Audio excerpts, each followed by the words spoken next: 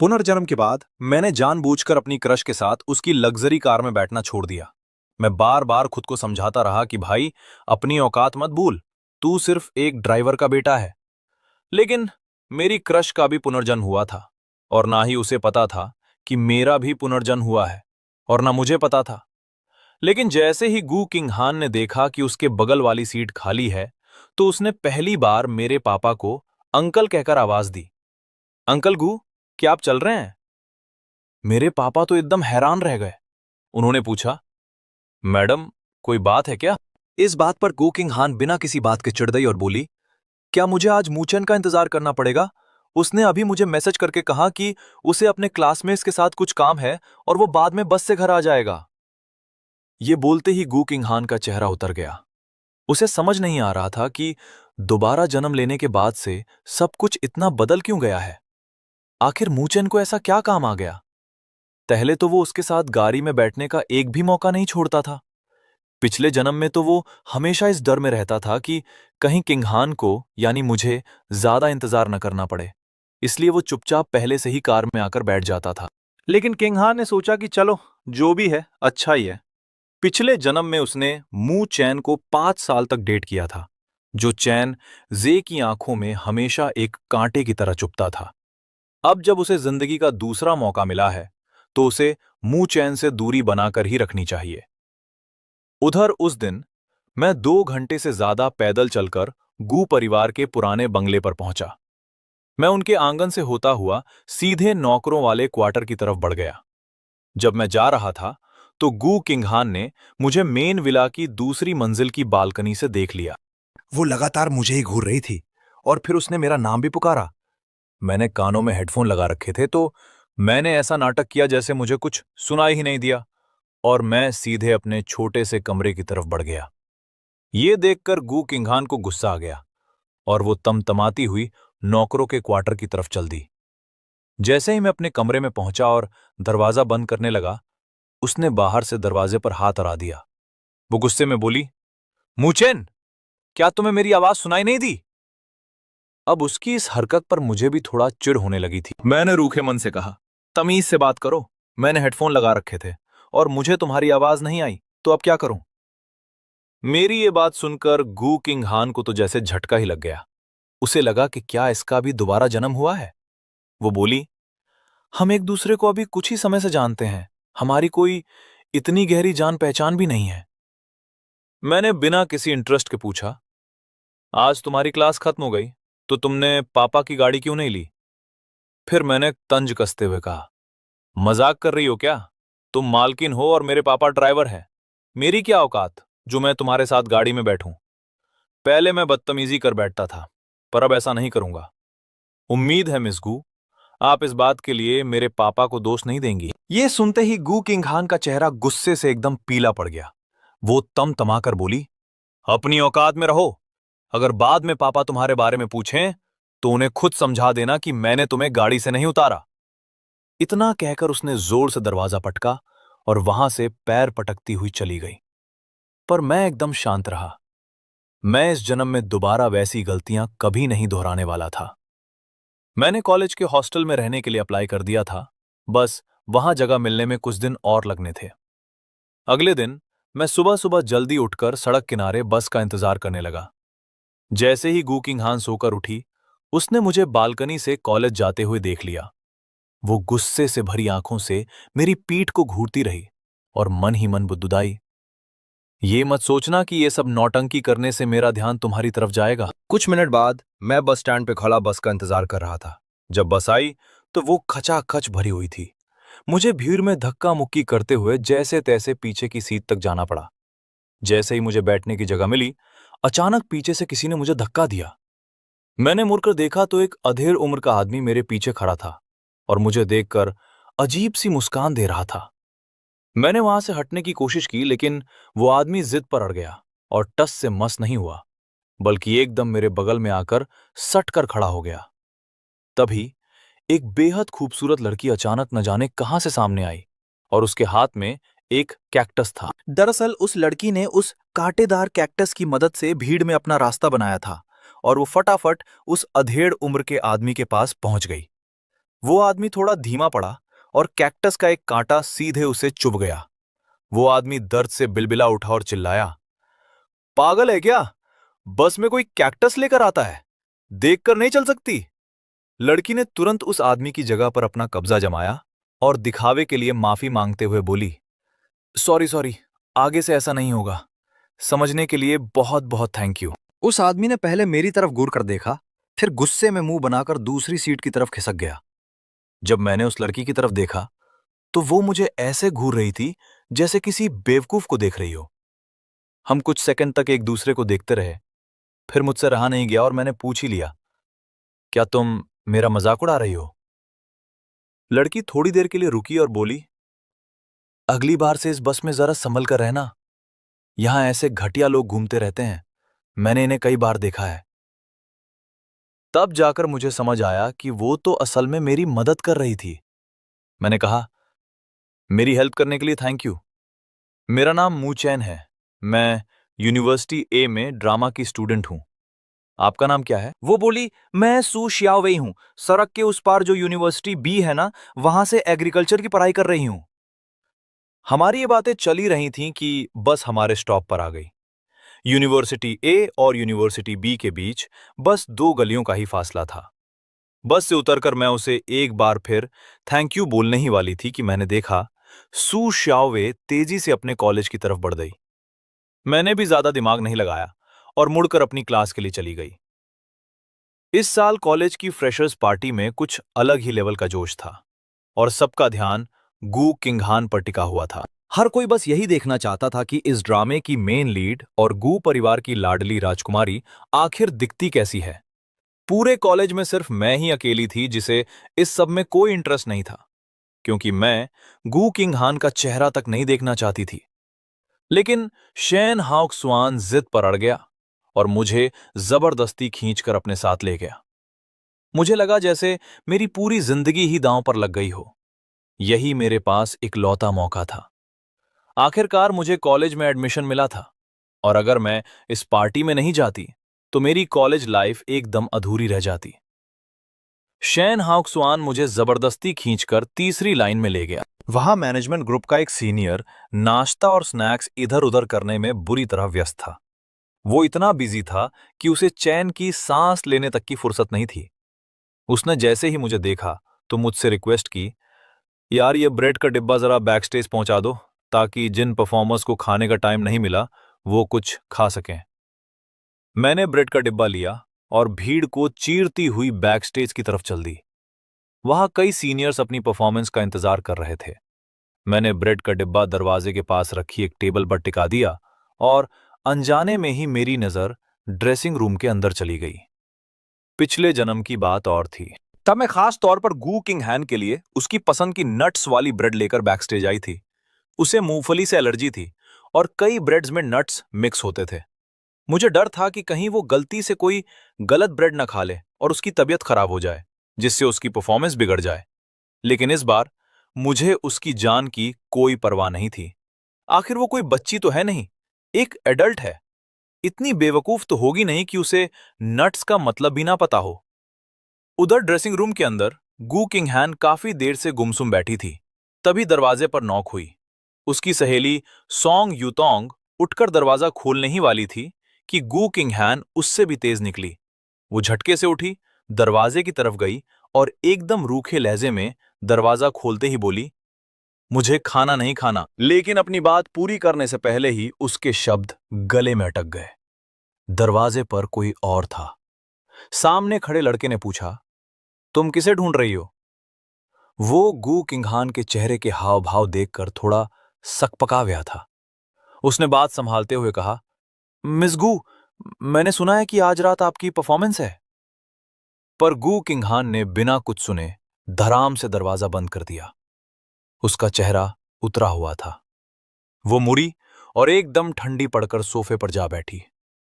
ये देखकर सॉन्ग युतोंग ने अपना सिर खुजाया और पूछा, किंगहान, क्या तुम्हें झाओ यानचेन पसंद नहीं है? गू किंगहान एक पल के लिए रुकी। उसने कहा, मैंने उसे ठीक से देखा नहीं। सॉन्ग युतोंग हैरान होकर बोली, ठीक से नहीं देखा? तो तुम्हें क्या लगा कि दरवाजे पर कौन है? गू किंग हान ने कोई जवाब नहीं दिया। वो अंदर ही अंदर बुरी तरह चिड़ी हुई थी। वो सोच रही थी कि मूचेन अभी तक क्यों नहीं आया। पिछले जन्म में तो वो इस समय तक कब का आ चुका होता। आखिरकार जब उससे और इंतजार नहीं हुआ तो गू किंग हान सोफे से उठी और बाहर आ गई। बाहर आकर उसने देखा कि लोग पहले से ही ब्रेड बांट रहे थे। तभी सॉन्ग यूतोंग उसके लिए एक ब्रेड लेकर आई और बोली, ले, थोड़ा कुछ खा ले। अब बाहर जाकर खाने का टाइम तो है नहीं। फंक्शन खत्म होने के बाद साथ में ही डिनर करेंगे।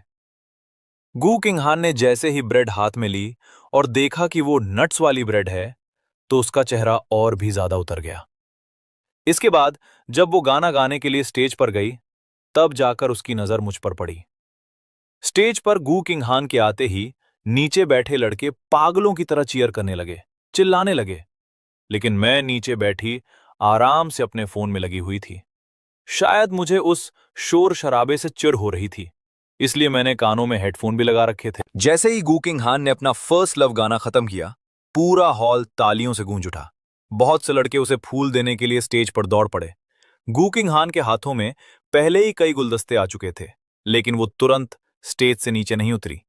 न जाने क्यों उसकी नजरें बार बार मुड़कर मेरी ही तरफ देख रही थीं। तभी दर्शकों की तीसरी लाइन से शेन हाउक्सवान 2 गुलदस्ते लेकर वापस आया और एक गुलदस्ता जबरदस्ती मेरे हाथ में थमाते हुए बोला, मुचेन, मैं गू किंग हान को फूल देने जा रहा हूं, क्या तू भी मेरे साथ चलेगी? मैंने तुरंत वो फूल शेन हाउक्सवान को वापस थमा दिए और कहा, मजाक कर रहा है क्या? गू किंग हान को फूल? इससे अच्छा तो मैं किसी कुत्ते को फूल दे दूं। लेकिन तभी मैंने स्टेज की तरफ देखा और मुझे अचानक याद आया कि पिछले जन्म में सॉन्ग यूतोंग ने मेरी कितनी मदद की थी। ये सोचते ही मैंने अपनी बात बदली और कहा, चल ठीक है, चलते हैं, हम दोनों साथ ही चलते हैं। स्टेज पर खड़ी गू किंग हान को अचानक याद आया कि पिछले जन्म में उसने मेरे दिए फूल रिजेक्ट कर दिए थे। उसने सोचा कि इस बार वो फूल ले लेगी। आखिर वो जानती तो थी ही कि मैं उसे कितना पसंद करता था। भले ही वो मुझसे प्यार नहीं करती थी, पर फिर भी उसके दिल में मेरे लिए थोड़ी बहुत फीलिंग्स तो थी ही। गू किंग हान वहीं जमी रही और उसकी आंखें लगातार मुझ पर टिकी थीं जब मैं हाथ में फूल लेकर स्टेज पर चढ़ा। उसे खुद अंदाजा नहीं हुआ, पर जैसे ही मैं उसके करीब पहुंचा, उसने बड़े नेचुरल तरीके से फूल लेने के लिए अपने हाथ आगे बढ़ा दिए। लेकिन मैंने उसे पूरी तरह इग्नोर मार दिया और उसे छोड़कर फूल उसके पीछे खड़ी सॉन्ग यूतोंग की तरफ बढ़ा दिए। मैंने मुस्कुराकर कहा, आपकी परफॉर्मेंस एकदम कड़क थी, क्या मैं ये फूल आपको दे सकता हूं?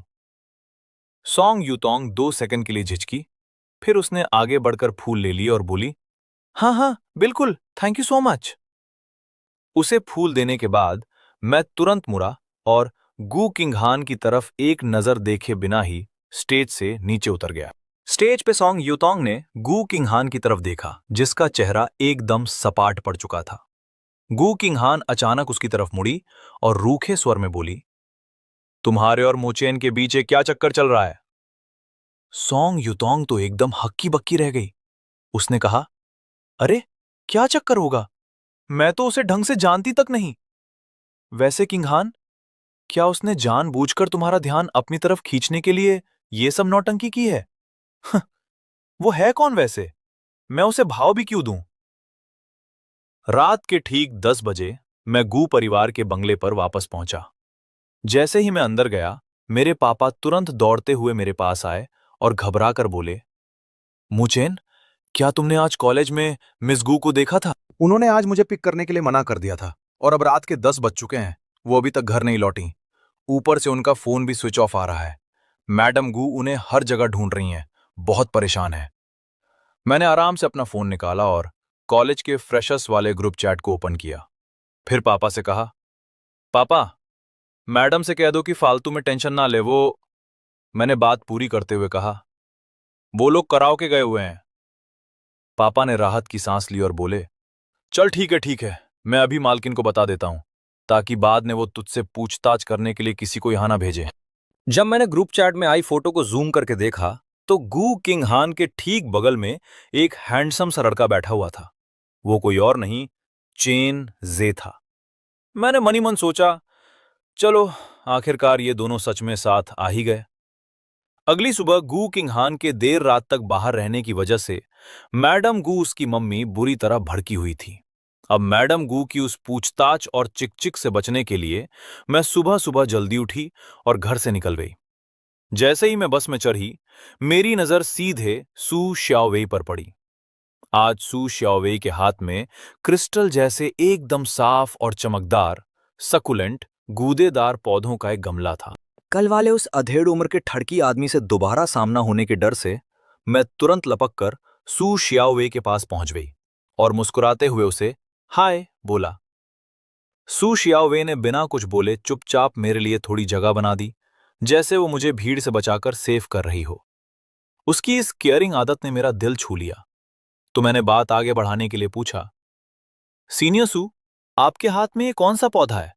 यार, ये तो बड़ा प्यारा लग रहा है। मैंने काफी देर तक उस पौधे को देखा, पर उसे छूने के लिए हाथ आगे नहीं बढ़ाया। मुझे याद आया कि ये रसीला पौधा बिल्कुल वैसा ही दिख रहा था जैसा पिछले जन्म में मुझे ग्रेजुएशन के टाइम पर किसी ने गिफ्ट में दिया। सू श्यावे ने पौधे की तरफ देखते हुए कहा, इसे नियॉन जेड ड्यू कहते हैं। अच्छा लगा क्या तुम्हें? मैंने झट से सिर हिलाया। हाँ, बहुत पसंद आया। ये क्रिस्टल जैसा एकदम ट्रांसपेरेंट और खूबसूरत है। अभी मेरे मुंह से पूरी बात निकली भी नहीं थी कि सू श्यावे ने वो गमला सीधे मेरी तरफ बढ़ा दिया और बोली, रख लो, ये तुम्हारे लिए ही है। मैं तो एकदम हैरान रह गई। मैंने तुरंत आगे बढ़कर गमला थामा और पूछा, सच में ये मेरे लिए है? सू शावे ने अपने चेहरे पर बिना कोई इमोशन लाए बड़े कैजुअल तरीके से कहा, क्यों, पसंद नहीं आया क्या? रख लो, मेरे घर पर ऐसे बहुत सारे पड़े।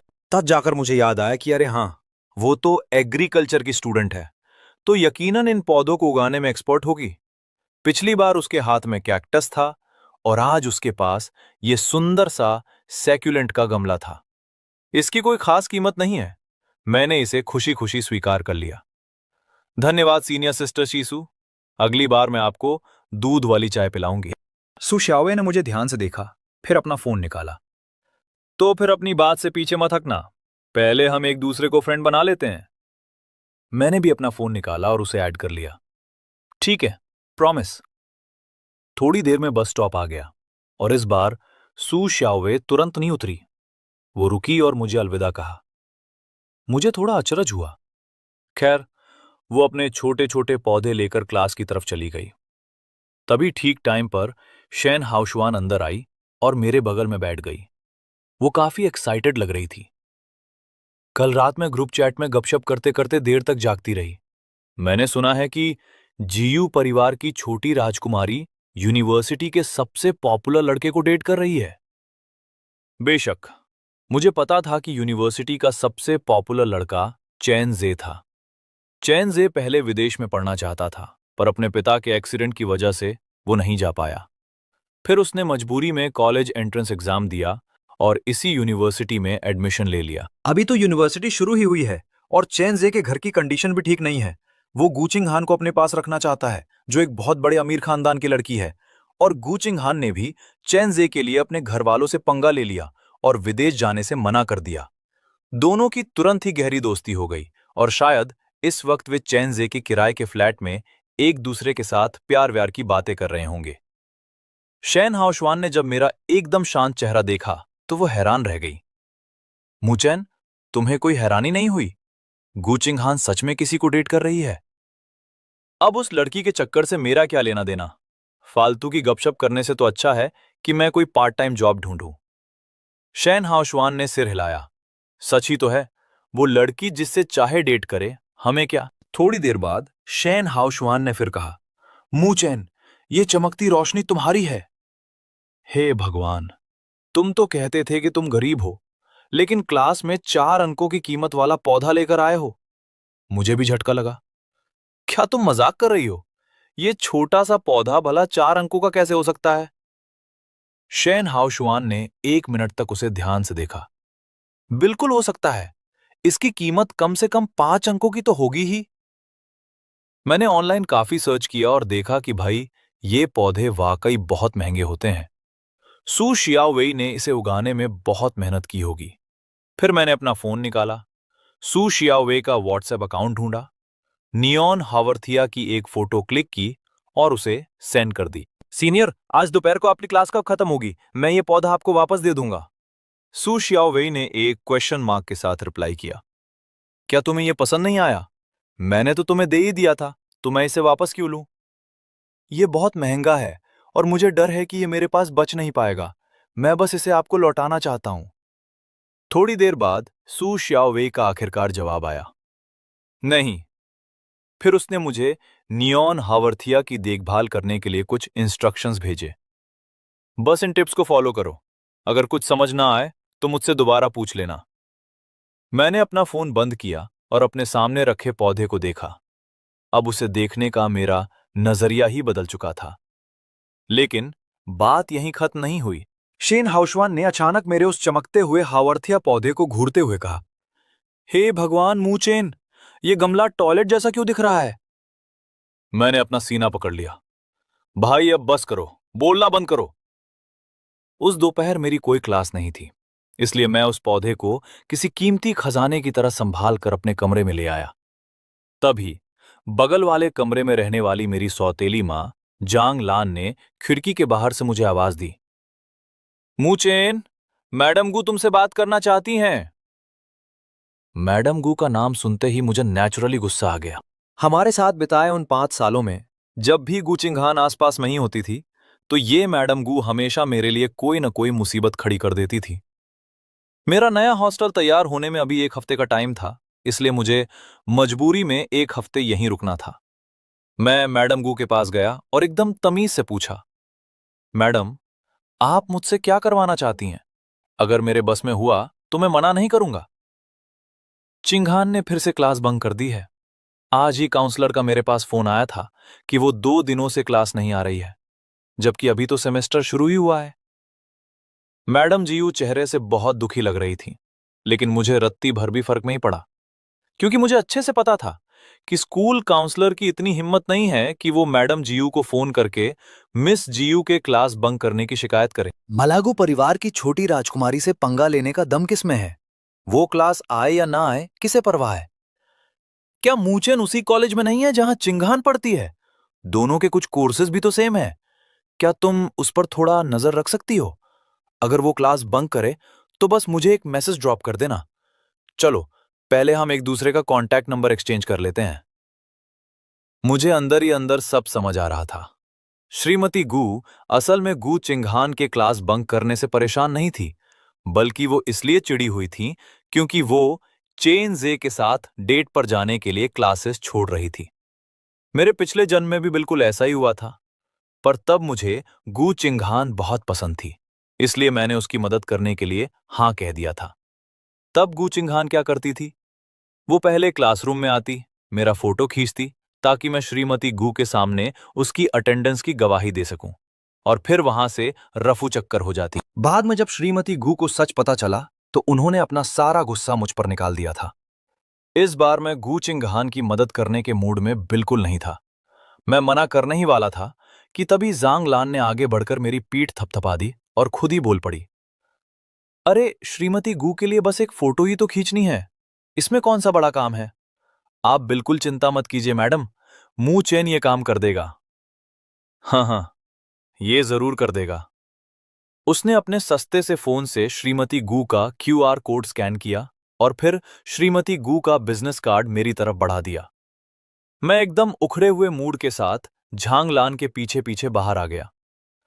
मैं कोई फोटोग्राफी नहीं करने वाला। आपने प्रॉमिस किया था, तो अब आप खुद ही संभालो। इतना कहकर मैं मुड़ा और सीधे अपने कमरे में चले गया। मैं श्रीमती गू का असली गेम समझ चुका था। चूंकि मैं पिछले कुछ समय से गू चिंघान के करीब आने के लिए पागलों की तरह बेताब था, तो ऐसे में श्रीमती गू का शांत बैठना नामुमकिन था, और गू चिंघान को किसी की निगरानी में रहना बिल्कुल पसंद नहीं था। इसलिए श्रीमती गू चाहती थीं कि मैं चुपके से गू चिंघान की फोटो खींचूं। इससे होगा ये कि गू चिंघान मुझसे नफरत करने लगेगी और वो चैन जे के करीब जाने से भी रुक जाएगी। एक तीर से दो निशाने। रात के करीब 10 बजे गू चिंघान वापस लौटी। आते ही उसने श्रीमती गू से बहस शुरू कर दी, जो लगभग 1 घंटे तक चलती रही। आखिर में गू चिंघान गुस्से में विला से बाहर निकली और सीधे बगल वाली छोटी बिल्डिंग में बने गैलरी की तरफ चली गई। वो मंडप ठीक मेरे कमरे की खिड़की के सामने था। अपने पिछले जन्म में मैं अक्सर चुपके से खिड़की से गू चिंगहान को देखता रहता था। गू चिंगहान खिड़की की तरफ ठंडी नजरों से देखते हुए मन ही मन गिनती कर रही थी। हर बार जब वो करीब 20 तक गिनती, तो ड्राइवर का बेटा उसे ढूंढने बाहर आ जाता। कभी उसके लिए खाना लाता, कभी छाता लाता, या बस उसका हालचाल पूछता। लेकिन इस बार अचानक एक हल्की सी आवाज के साथ वो खिड़की जिस पर उसकी नजरें टिकी थीं, धड़ाम से बंद हो गई और उसके बाद पर्दे भी गिरा दिए गए। गू चिंगहान एकदम सन्न रह गई। उसके चेहरे पर साफ दिख रहा था कि उसे अपनी आंखों पर यकीन नहीं हो रहा। वो गुस्से और सीरियस लुक के साथ खिड़की के पास आई और उसने उसे कुछ बार खटखटाया। मुझे बिल्कुल उम्मीद नहीं थी कि गू चिंगहान खिड़की खटखटाएगी, इसलिए मैं कुछ सेकंड के लिए अंदर ही सुन्न खड़ा रहा और फिर बाहर आया। मिस गू, क्या आप मुझसे मिलना चाहती थीं? गू चिंगहान ने बड़े ही अजीब और मिले जुले भाव से मेरी ओर देखा। खिड़की क्यों बंद कर रहे हो? उसने पूछा। जाहिर है अपनी प्राइवेसी के लिए। अगर कोई बाहर से सीधे घर के अंदर झांकेगा तो अच्छा थोड़ी ना लगेगा। गू चिंगहान का चेहरा एकदम ठंडा था। मेरा बदला हुआ बिहेवियर उसे हजम नहीं हो रहा था। उसे लगा कि यह पक्का उसका अटेंशन पाने का मेरा कोई नया पैंतरा है। तो फिर अब से खिड़कियां बंद ही रखना, इन्हें खोलने की जरूरत नहीं है। मैंने उसे घूर कर देखा। ये नखरेबाज लड़की सच में बहुत इरिटेटिंग थी। तभी गू चिंगहान अचानक रुकी और पीछे मुड़ी। क्या मेरी मां ने तुम्हें क्लास में मेरी तस्वीरें खींचने के लिए कहा है? मैं थोड़ा चौंक गया। तुम्हें कैसे पता चला? खैर, तुम टेंशन मत लो, मैं तुम्हारी चुपके से कोई फोटो नहीं खींचने वाला। मैंने ऐसा कभी नहीं किया है और ना कभी करूंगा। गू चिंगहान के मुंह से एक ठंडी सी आवाज निकली और उसकी आंखों में एक हल्की सी चमक आई। कुछ सेकंड बाद वो बोली, तुम चाहो तो फोटो खींच सकते हो। जब मां ने कहा है तो खींच लो। वैसे भी अब से मैं क्लासेस बंक नहीं करने वाली। इतना कहकर वो आंगन से जाने के लिए मुड़ी। दरअसल उसे याद था कि पिछले जन्म में गू की मां को खुश करने के चक्कर में मुझे कितनी बुरी डांट पड़ी थी। वो नहीं चाहती थी कि इस बार भी मुझे वैसी डांट खानी पड़े। लेकिन तभी मैंने अचानक उसे आवाज दे दिया, एक मिनट रुको। गू चिंगहान रुक गई। उसके चेहरे पर एक ऐसी स्माइल थी जैसे उसे पहले से पता हो कि मैं उसे रोकूंगा। आखिर वो जानती थी कि मैं उसे कितना पसंद करता था। उसने थोड़े एटीट्यूड में पूछा, अब क्या? तभी उसने देखा कि मैं अपने फोन का कैमरा उसकी तरफ करके बकायदा एक वीडियो रिकॉर्ड कर रहा हूं। मैंने सपने में भी नहीं सोचा था कि गू किंगहैन इस बात पर इतनी भड़क जाएगी कि उसे रात भर नींद ही नहीं आएगी। अगले दिन गू किंगहैन को अपनी सुबह की क्लास के लिए निकलना था। कार में बैठते ही उसने हमेशा की तरह अपनी बाईं तरफ देखा, लेकिन मैं, जो हर बार सीधे साधे लड़के की तरह वहां उसका इंतजार करता था, वहां था ही नहीं। थोड़ी देर बाद उसकी कार मेरे पास से गुजरी। गू किंगहैन की नजर सीधे मेरे हाथ में पकड़े दूध पर पड़ी। मुझे सुबह सुबह दूध पीना बहुत पसंद है। रोज सुबह मैं 2 बोतल दूध गर्म पानी में डालता हूं और कार में ही पी लेता हूं। गू किंगहैन ने भी बहुत दिनों से वैसा दूध नहीं पिया था। उसने 2 सेकंड तक मेरी तरफ देखा और अचानक ड्राइवर से बोली, कार रोको। फिर उसने मुझे अंदर बैठने का इशारा किया। मैंने सिर हिलाया और मना करते हुए कहा, थैंक यू मिस गू, पर कोई बात नहीं, मैं बस से चला जाऊंगा। गुकिंग हारा ने पहली बार खुद आगे बढ़कर मुझसे दोस्ती करने की कोशिश की थी, और सच कहूं तो मुझे उसका ये अंदाज बिल्कुल पसंद नहीं आया। उसने एकदम रूखे और ठंडे लहजे में कहा, जैसी तुम्हारी मर्जी, और कार तेजी से आगे निकल गई। खैर, मैं टाइम पर बस स्टॉप पहुंच गया और मुझे बस मिल गई। किस्मत देखो, सू शियाओवेई सच में उसी बस में थी। मैं एकदम खुश हो गया और दौड़कर उसके पास गया। Good morning senior. Su Xiaowei ने हड़बड़ी में अपना फोन छुपाकर रख दिया। अगर मैं थोड़ा ध्यान देता तो मुझे साफ दिख जाता कि वो फोन पर मेरे ही व्हाट्सएप स्टेटस देख रही थी। मैंने उसे गर्म दूध की बोतल देते हुए कहा, सीनियर प्लीज थोड़ा दूध पी लीजिए। मैं और सू शियाओवेई कई बार बस में साथ आ जा चुके थे, इसलिए हमारी अच्छी खासी जान पहचान हो गई थी। उसने मुझे अपने फोन पर अपना खूबसूरत सा गार्डन दिखाया। फिर बस से उतरते ही वो मुझसे बोली, मैं तुम्हें अपने बगीचे ले चलती हूं। बगीचे में चारों तरफ देखो, वहां एक छोटा सा मछलियों का तालाब भी है। सू शियाओवे अभी अपनी बात बता ही रही थी कि अचानक वो रुक गई। मैंने भी सामने कुछ देखा। जब ऊपर नजर उठाई तो पाया कि गू किंगहान अपनी 2 सहेलियों के साथ पास ही खड़ी थी। उन सब की आंखें सू श्याओवे के हाथ में पकड़ी दूध की बोतल पर टिकी थीं और उनके चेहरों पर अजीब सी मायूसी थी। तभी उसकी एक सहेली ताना मारते हुए बोली, किंग हान, ये वही तुम्हारे ड्राइवर का बेटा है ना, जो हमेशा तुम्हारे आगे पीछे घूमता रहता था। अब ये किसी और के चक्कर में कैसे पड़ गया? ये किसी और शब्द सुनते ही गू किंगहान को बहुत मिर्ची लगी। उसे इस बात का अंदाजा ही नहीं था कि मेरा भी पुनर्जन्म हो चुका है। गू किंगहान ने पहले सू श्याओवे के हाथ में रखे दूध को देखा, फिर एक ठंडी और अड़ियल मुस्कान के साथ मेरी तरफ मुड़ी। वो बोली, तो ये बात है, अब तुम मेरे साथ गाड़ी में क्यों नहीं बैठते, समझ आया? तुम किसी दूसरी लड़की के चक्कर में पड़ गए हो और अब तुम्हें मेरी कोई परवाह नहीं है। उसकी बात सुनकर मेरा चेहरा गुस्से से लाल हो गया। मिस गू, ये क्या बकवास कर रही हो आप? क्यों? मैंने कुछ गलत कह दिया क्या? जब तुम पहली बार हमारे गू परिवार में आए थे, तो क्या तुम हर सुबह गाड़ी में बैठकर मेरा इंतजार नहीं करते थे? तुम ही तो मुझे ये दूध लाकर देते थे, फिर अब किसी और को क्यों दे रहे हो? अतीत की उन बातों को याद करके मेरा मूड बिल्कुल खराब हो गया। मुझे सच में पछतावा हो रहा था कि मैंने कभी गू किंगहान को पसंद क्यों किया था। मुझे समझ नहीं आ रहा था कि आज इसका दिमाग खराब हो गया है क्या? गू किंगहान ने सू शियाओवे को ऊपर से नीचे तक घूरते हुए कहा, शायद तुम्हें पता नहीं होगा, पर यह मेरे ड्राइवर का बेटा है। यह सुनकर मुझे बहुत शर्मिंदगी महसूस हुई। मैंने कहा, आई एम सॉरी सीनियर सू। तभी सू श्याओवे ने आगे बढ़कर बड़े प्यार से मेरे बालों को सहलाया और बोली, तुम्हें माफी मांगने की कोई जरूरत नहीं है, तुमने कुछ भी गलत नहीं किया है। मुझे अच्छी तरह पता था कि गू किंगहान का स्वभाव कितना रूखा और घमंडी है, लेकिन मैं इस सब में सू श्याओवे को फंसाना या घसीटना नहीं चाहता था। इसलिए मैंने कहा, सीनियर, आपको क्लास के लिए निकलना चाहिए, कहीं देर ना हो जाए। हाँ, सू श्याओवे ने अपनी भौहें सिकोड़ते हुए मुझसे पूछी, वैसे वो है कौन? मैं 2 पल के लिए चुप हो गया, फिर बोला, वो पागल है। सू श्याओवे थोड़ी देर के लिए रुकी, फिर थोड़ा हिचकिचाते हुए उसने दोबारा पूछा, क्या वो तुम्हारी एक्स गर्लफ्रेंड है? बिल्कुल भी नहीं। मेरी इस दूरी बनाने की कोशिश को देखकर गू किंगहान ने ताना मारा, मैं भला एक ड्राइवर के बेटे में क्यों दिलचस्पी लेने लगी? यह सुनते ही मैं गुस्से से तिलमिला उठा। हां, तुम एक ड्राइवर के बेटे को घटिया और नीचा समझती हो, लेकिन पिछले 5 साल से तुम्हारे साथ जो साय की तरह रहा, वो कौन था? क्या वो कोई भूत था? और तुम्हें मुझ में दिलचस्पी लेने के लिए कहा किसने है? तुम्हारा दिमाग तो ठीक है ना? अगर कोई मानसिक बीमारी है तो जाकर इलाज करवा लो।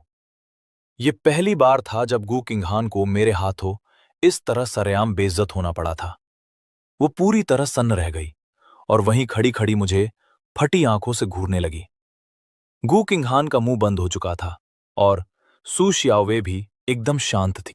अब मुझे खुद में थोड़ी शर्मिंदगी महसूस होने लगी। मैंने कहा, बाय सीनियर सू, मैं अब क्लास के लिए निकल रहा हूं, आप भी जल्दी आ जाइए। सू श्याओवे के जवाब का इंतजार किए बिना मैं तुरंत मुड़ा और स्कूल के गेट की तरफ भाग गया। मुझ में सू श्याओवे की तरफ देखने की हिम्मत ही नहीं हो रही थी। मुझे लगा कि मैंने उसकी आंखों में हैरानी और मेरे लिए एक अजीब सी नफरत देख ली थी। पिछले जन्म में गू किंगहान के साथ रहते हुए मैंने लोगों की आंखों में ऐसी लुक बहुत बार देखी थी। वहां पीछे गू किंगहान एकदम ठंडे और उदास चेहरे के साथ खड़ी थी और सू श्याओवे को बड़ी नफरत से घूर रही थी। सू श्याओवे का मूड भी काफी खराब लग रहा था। उसके हाथ में अब भी दूध की बोतल थी। वो मुझे तब तक देखती रही जब तक कि मैं उसकी आंखों से ओझल नहीं हो गया, और फिर वो भी मुड़कर चली गई। आज सुबह जनरल एजुकेशन की क्लास थी। सीट पर बैठने के बाद मैंने सू श्याओवे की चैट विंडो खोली। मैंने सोचा कि उससे माफी मांग लेता हूं। मैं बहुत देर तक हिचकिचाता रहा, मैसेज टाइप करता और फिर डिलीट कर देता, लेकिन आखिर में मैं एक शब्द भी नहीं भेज पाया, क्योंकि मुझे समझ ही नहीं आ रहा था कि क्या कहना सही रहेगा। जैसे ही मैं अपना फोन बंद करने वाला था, तभी अचानक सू श्याओवे का एक मैसेज पॉपअप हुआ। मुझे थोड़ी देर बाद समझ आया कि मैं पिछले लगभग 10 मिनट से लगातार टाइपिंग किए जा रहा था, पर मैंने एक शब्द भी नहीं भेजा था। सामने वाले को टाइपिंग लिखा हुआ दिख रहा होगा, ये बात शायद सू श्याओवे को पता चल गई थी। ये सोचकर ही मैं शर्म से पानी पानी हो गया। मैंने झटपट मैसेज भेजा, सीनियर, जो कुछ भी हुआ उसके लिए मुझे बहुत दुख है। उम्मीद है आप मेरी बात का बुरा नहीं मानेंगे। उधर से तुरंत जवाब आया, मैंने पहले ही कहा था ना कि इसमें तुम्हारी कोई गलती नहीं थी, इसलिए तुम्हें माफी मांगने की कोई जरूरत नहीं है। ये पढ़कर मेरी आंखें थोड़ी भर आईं। गू किंग हान के मुकाबले सीनियर सू का नेचर सचमुच बहुत ज्यादा अच्छा था। पर फिर मेरे मन में डर आया कि कहीं सू शियाओवे ने गू किंग हान के ताने का गलत मतलब तो नहीं निकाल लिया। कहीं उन्हें ऐसा तो नहीं लगा कि मैं हर जगह लड़कियों से फ्लर्ट करने वाला आवारा लड़का हूं। मैं अभी सोच ही रहा था कि तभी कोई मेरी डेस्क से जोर से टकराया। मैंने ऊपर देखा तो गू किंग हान एकदम रूखा और कड़क चेहरा बनाए मेरे पास से गुजरी और जाकर पीछे की सीट पर बैठ गई। गू किंग हान आज क्लास में आई थी, पर क्या वो चेंजे से मिलने नहीं जा रही थी? इसका मतलब उसने कल रात जो कहा था वो सच था। कुछ पलों के सन्नाटे के बाद मैंने तुरंत अपना फोन निकाला। गू किंग हान के बैठते ही मैंने चुपके से उसकी एक फोटो खींची और फौरन मिसेस गू को सेंड कर दी। मिसेस गू ने मुझसे कहा था कि मैं उसकी तस्वीरें खींचकर निगरानी के लिए उन्हें भेज दिया करूं, तो मैंने बस अपनी ड्यूटी पूरी की। जितनी कम मुसीबत हो उतना अच्छा। गू किंग हान अभी बैठी ही थी कि उसकी सहेली तांग शियाओ रान ने उससे फुसफुसाकर कहा, किंग हान, मू चेन ने अभी अभी अपने फोन से तुम्हारी फोटो खींची है। यह सुनकर गू किंग हान का चेहरा थोड़ा सा खिल गया। उसे लगा मैं अब भी उस पर मरता हूं। उसने घमंड में कहा, मुझे पता है, मैं अंधी नहीं हूं। अगले 2 दिनों तक जब भी मैं गू किंग हान के साथ क्लास में होता, मैं मिसेस गू के दिए काम को निपटाने के लिए बस यूं ही उसकी एक फोटो खींच लेता। धीरे धीरे मुझे गू किंग हान की हरकतों पर हंसी आने लगी और उसकी छुपकर तस्वीरें खींचना मेरे लिए एक रूटीन सा बन गया। यूनिवर्सिटी के गॉसिप ग्रुप में अफवाहें आग की तरह फैलने। शेन हाउक्सवान ने मुझे ग्रुप चैट खोलकर उन अफवाहों का पूरा ब्यौरा दिखाया। उसमें लिखा था कि मैं गू किंग हान पर पागलों की तरह मरता हूं, न सिर्फ उसका पीछा करता हूं बल्कि उस पर चौबीसों घंटे नजर रखता हूं, यहां तक कि क्लास में और क्लास के बाद भी उसकी तस्वीरें लेता हूं और दूर दूर तक पीछा करके अलग अलग क्लासरूम में छुप छुप कर उसकी फोटो खींचता हूं। ये सब देखकर मैं तो एकदम अवाक रह गया। शेन हाउक्सवान ने कहा कि पिछले कुछ दिनों से लोग कैंपस में मुझे अजीब नजरों से ताक रहे थे और अब जाकर उसे समझ आया कि ये सब इसी बकवास अफवाह की वजह से था। असल में बात इतनी बड़ी थी ही नहीं जितना लोग नमक मिर्च लगाकर कह रहे थे। कोई जानबूझकर इस बात का इस्तेमाल मुझे बदनाम करने के लिए कर रहा था और सबने मुझे गलत समझ लिया था। सच्चाई तो ये थी कि ये लड़की आए दिन क्लास बंक करती रहती थी। इसलिए खुद मिसेस गू ने मुझसे कहा था कि मैं उस पर नजर रखूं और रोज क्लास में उसकी फोटो खींचकर उन्हें भेज दिया करूं। जब शैन हाउक्सवान ने यह असली बात सुनी तो वो दंग रह गया। उसने अपना सिर पकड़ लिया और बोला, भाई, ऐसी मां तो वाकई डरावनी है। फिर तो गू किंग हान का स्वभाव इतना विद्रोही और चिड़चिड़ा होना कोई हैरानी की बात नहीं है। पर मूचैन, क्या तुम इस बारे में किसी को कुछ समझाओगे नहीं? ये सब लोग बड़ी गलतफहमी में हैं और ग्रुप में तुम्हारे बारे में बहुत घटिया बातें बोल रहे हैं। मैंने बस शांत रहकर अपना सिर हिला दिया, क्योंकि मुझे अच्छे से पता था कि गू किंग हान को बीच में घसीटने वाली ये अफवाहें ज्यादा दिनों तक टिकने वाली नहीं है। पुनर्जन्म लेने के बाद मैंने जानबूझकर अपनी क्रश के साथ लग्जरी कार में घूमना छोड़ दिया। आखिर उसे भी तो बार बार ये याद दिलाने का मौका मिलता था कि मैं सिर्फ एक ड्राइवर का बेटा हूं। इधर मिसेस घू लड़की की मां को मेरी हर रिपोर्ट टाइम पर मिल रही थी और वो काफी खुश थीं। अब भला मैं उन्हें और क्या रिपोर्ट देता? सच कहूं तो मेरा दिल अब सेफ जोन में नहीं था। मैंने गू किंग हान की एक भी फोटो अपने पास संभाल कर नहीं रखी थी। जब उसने ये सुना तो उसकी आंखों में साफ निराशा दिखी। वो तंज कसते हुए बोली, तुमने मेरी इतनी सारी तस्वीरें ली और कह रहे हो सिर्फ एक? मैंने बात काटते हुए कहा, मैंने कोई फोटो सेव नहीं की है और भला मैं तुम्हारी तस्वीरें क्यों सेव करूंगा, भूत प्रेत भगाने के लिए? ये सुनते ही गू किंग हान गुस्से के मारे हंस पड़ी। उसे यकीन ही नहीं हो रहा था। उसने चिढ़कर पूछा, चेन, क्या तुम मुझसे प्यार करते हो पर डर के मारे मान नहीं रहे? पिछले जन्मों से तो यही दिख रहा है। मैंने भी मन में सोचा, हाँ, मुझे फिलहाल गू किंग हान पसंद है, लेकिन मुझे खुद पर पूरा भरोसा है कि मैं संभाल लूंगा। खुद को पाक साफ साबित करने के लिए मैंने अपना फोन निकाला और उसकी मां की चैट हिस्ट्री खोल दी। मैंने कहा, यकीन नहीं है तो खुद देख लो। गू किंगहान ने झटके से मेरे हाथ से फोन छीन लिया। चैट हिस्ट्री में उसकी क्लास आते जाते समय की ढेर सारी तस्वीरें थीं, लेकिन ट्विस्ट ये था कि सारी फोटो धुंधली थीं। किसी में उसकी पीठ दिख रही थी, तो किसी में सिर्फ साइड पोज। सामने से ली गई एक भी फोटो नहीं थी। ये देखकर गू किंगहान का चेहरा गुस्से से लाल हो गया। वो ताना मारते हुए बोली, बहुत बढ़िया, तो तुम मेरी मां के लिए मेरी जासूसी कर रहे थे, मेरी तस्वीरें ले रहे थे और एक में भी मेरा चेहरा ढंग से नहीं लिया। मैंने एकदम सीधे चेहरे के साथ कहा, नहीं, असल बात यह है कि मैं तुम्हारा चेहरा देखना ही नहीं चाहता। तुम खुद बताओ, तुम कितना कम फोटो में आना चाहती हो, और वैसे भी तुम्हारा चेहरा कोई इतना भी खास नहीं है। उसने ठंडी हंसी हंसते हुए सिर हिलाया। अच्छा, तो फिर किसका चेहरा ज्यादा सुंदर है? उस सू मैंने उसकी बात पूरी होने से पहले कहा, सू शियाओवेई, तुम सीनियर सू का जिक्र बार बार क्यों बीच में ला रही हो? वो चिढ़कर बोली, तुम उसे इतने प्यार से सीनियर सू बुला रहे हो। मैं तो उससे उम्र में बड़ी हूं, मुझे भी कुछ प्यार से बुलाकर सीख लो ना। बहन बुलाओगे? आखिर तुम्हारा उससे रिश्ता क्या है? मैंने उसका हाथ पकड़ने के लिए हाथ बढ़ाया, लेकिन उसने झटक दिया और बोली, हमारा रिश्ता चाहे जो भी हो, तुमसे मतलब नहीं है। गुकिंग हान गुस्से में आपा खो बैठी और उसने मेरा फोन खींचकर जोर से जमीन पर दे मारा। एक झटके में फोन की स्क्रीन के चीथड़े उड़ गए। मैंने तुरंत फोन उठाया और गुस्से में कहा, गुकिंग हान, पागल हो गई हो क्या?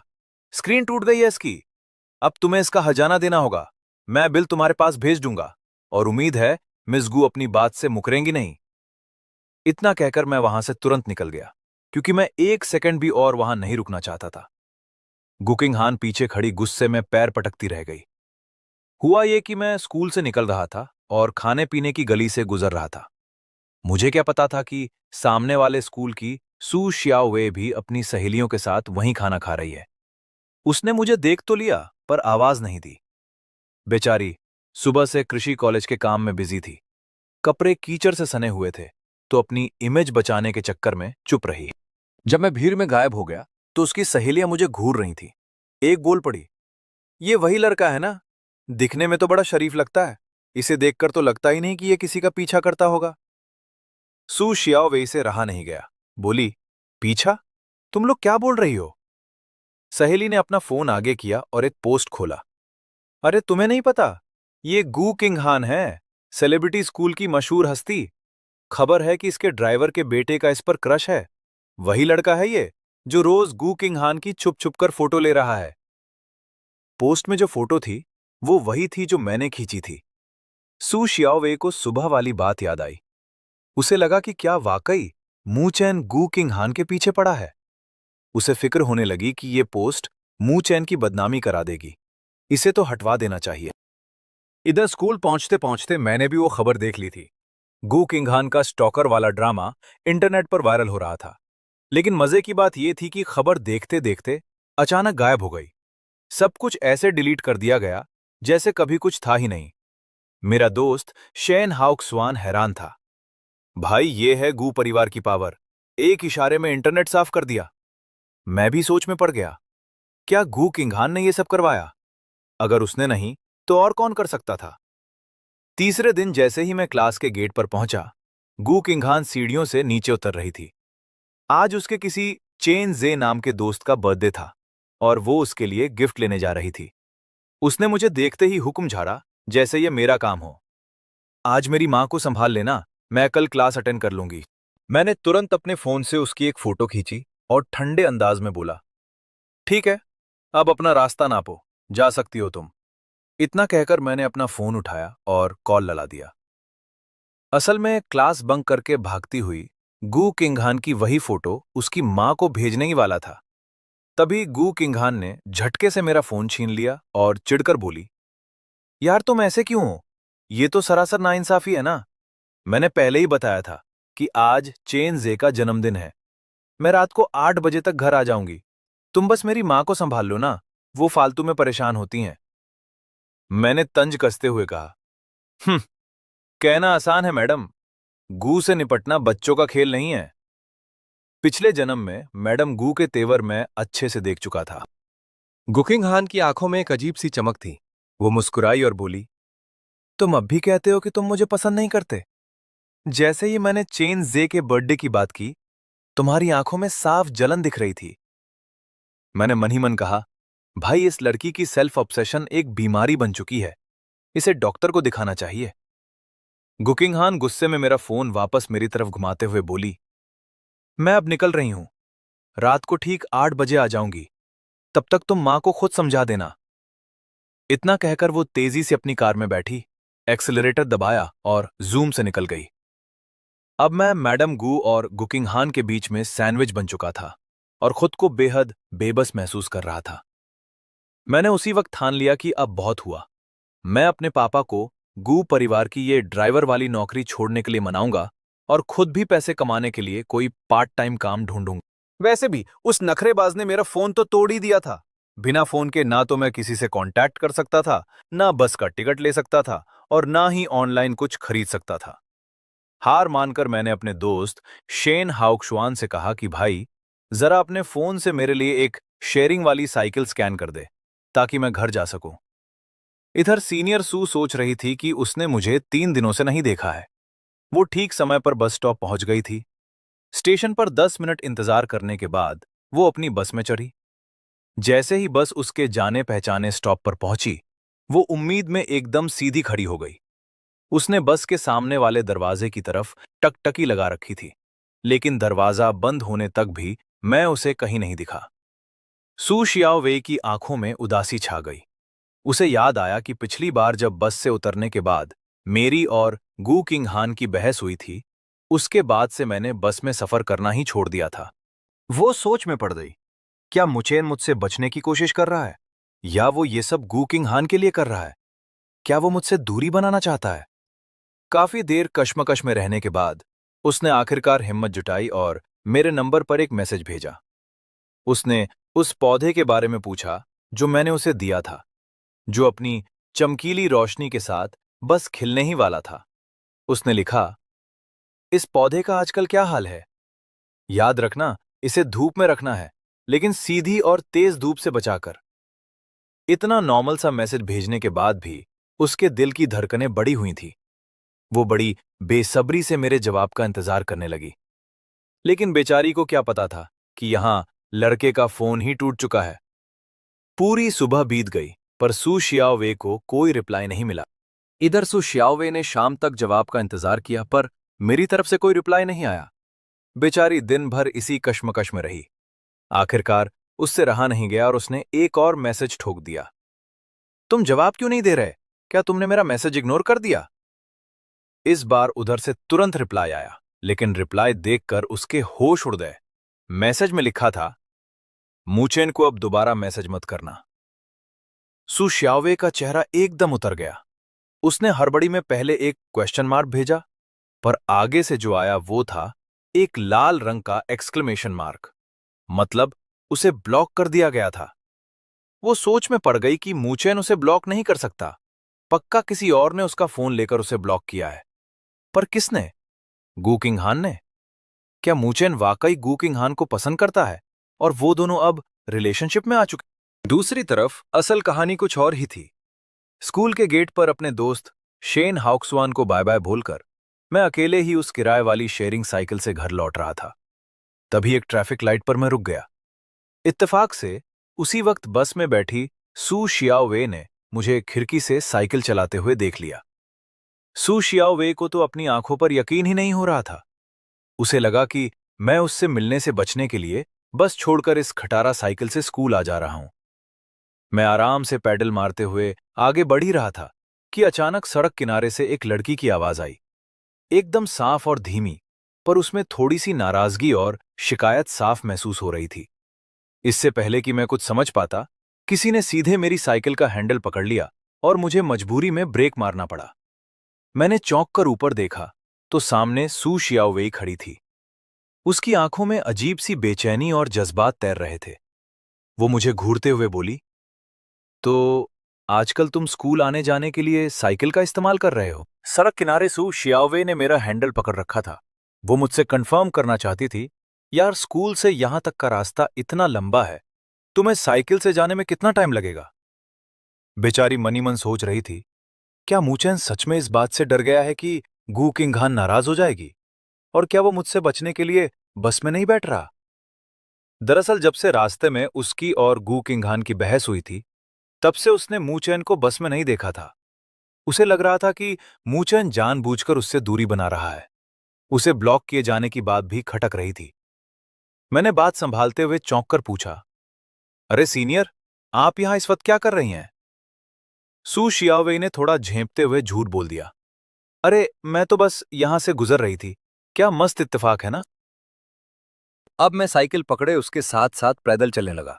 मैंने बड़े सलीके से उसे पूरी कहानी सुनाई। अरे सीनियर, असल में सुबह जब मैं स्कूल पहुंचा तो गू किंगहान ने मेरा फोन छीन लिया। अब फोन मेरे पास है ही नहीं। फोन न होने की वजह से मैं बस का पास भी स्वाइप नहीं कर सकता था।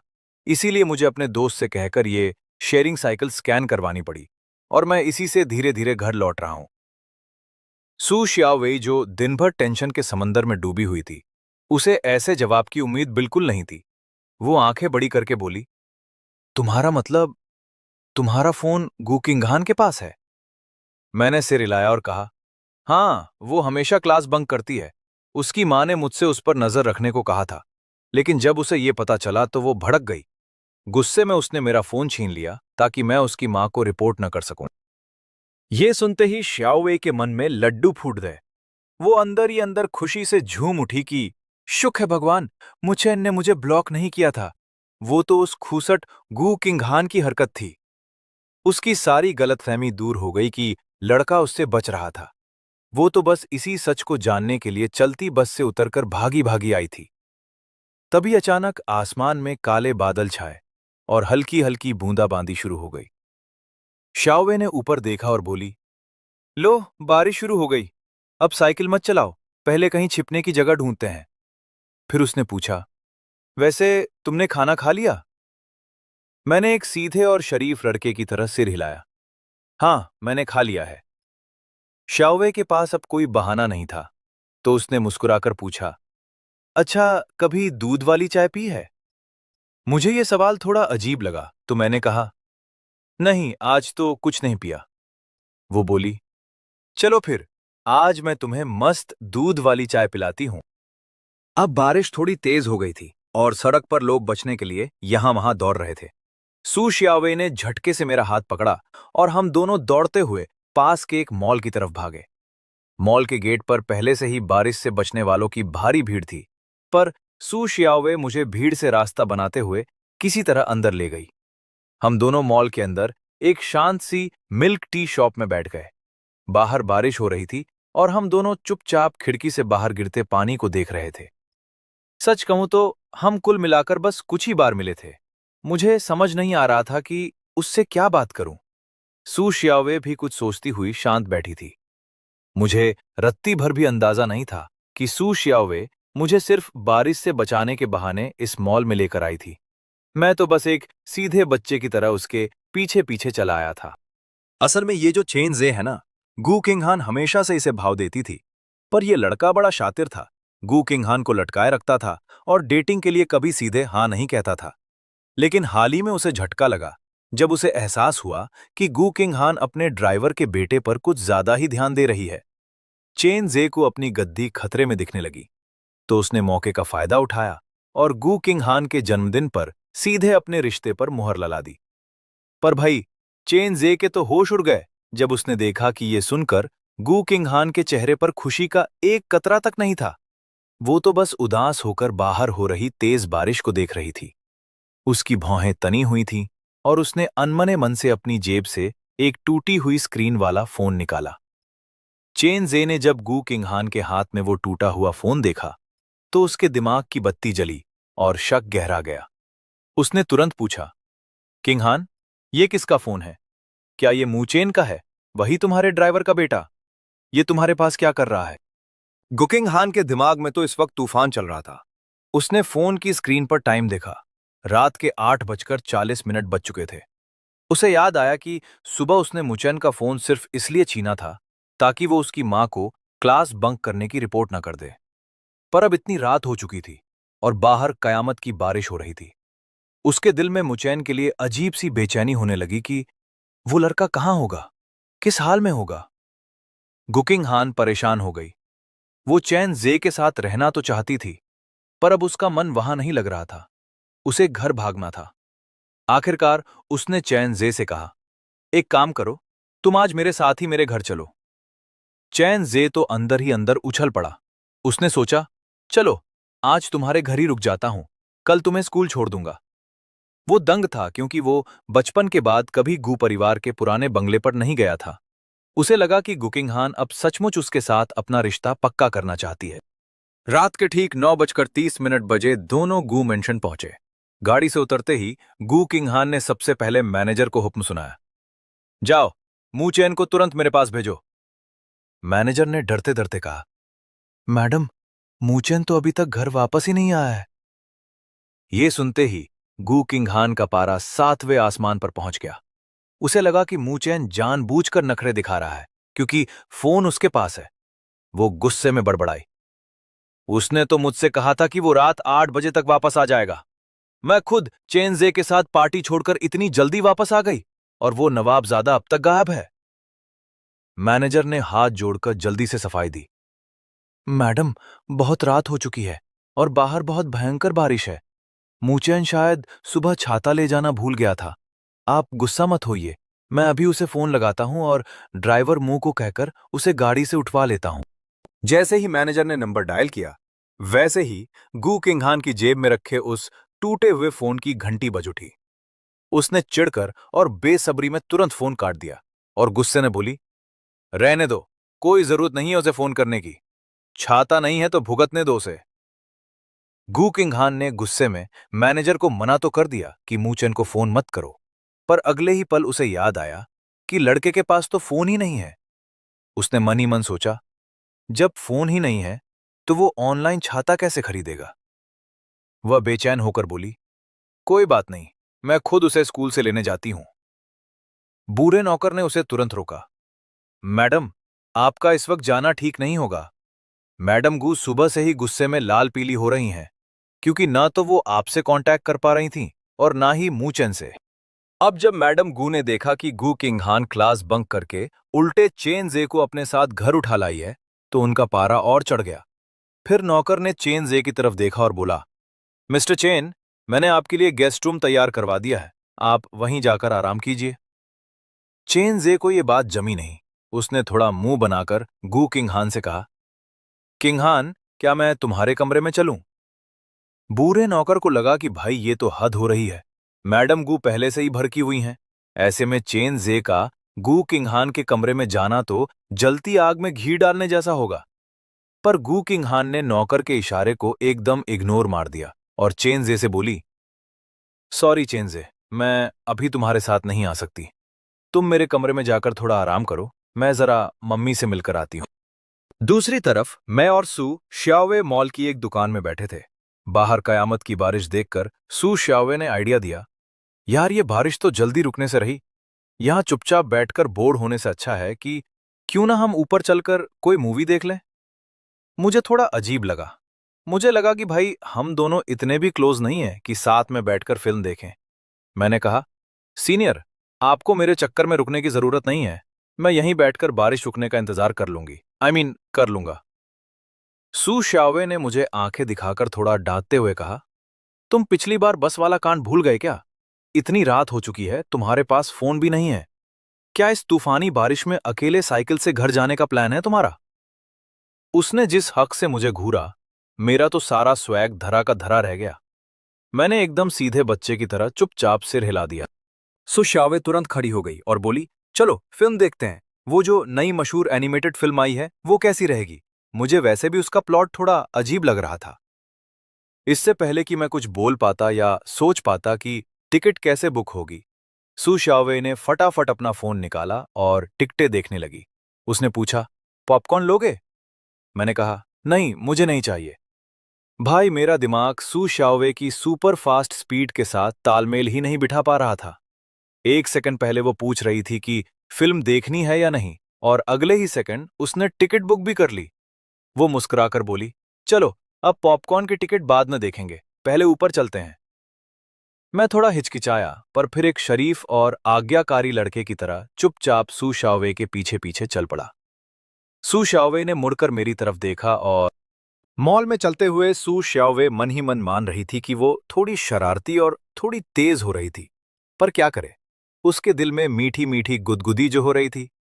सच तो ये था कि मैं उसका पसंदीदा लड़का बन चुका था।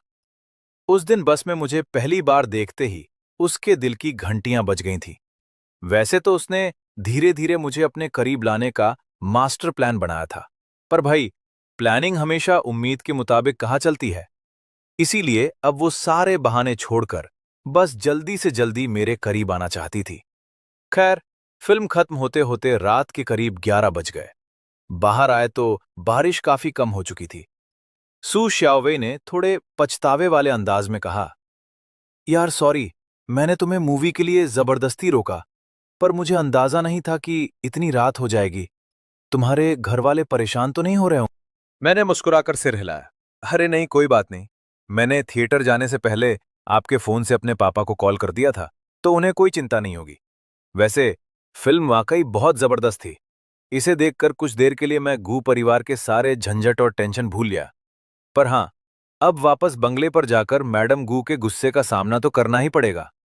सू श्यावे ने तुरंत अपना फोन निकाला और बोली, तुम गू परिवार के ही बंगले पर रहते हो ना? मुझे वहां का पता बताओ, मैं तुम्हें कैब बुक करके छोड़ देती हूँ। कैब का सफर तय करते करते रात के करीब 11:30 बज गए जब मैं आखिरकार गू परिवार के उसी पुराने बंगले पर वापस पहुंचा। गाड़ी से उतरकर मैंने सू श्याओवेई को थैंक यू बोला और हाथ हिलाकर अलविदा कहा। मेरे मन में थोड़ा सा गिल्ट भी था कि यार, सीनियर सू कितनी कमाल की और कितनी दयालु लड़की हैं, मेरे लिए इतना कुछ कर रही। मैंने तब तक इंतजार किया जब तक उनकी गाड़ी आंखों से ओझल नहीं हो गई। फिर एक लंबी सांस ली, मुड़ा और भारी कदमों से गुमेंशन के अंदर की तरफ चल पड़ा, जहां पहले से ही एक नया बखेड़ा मेरा इंतजार कर रहा था।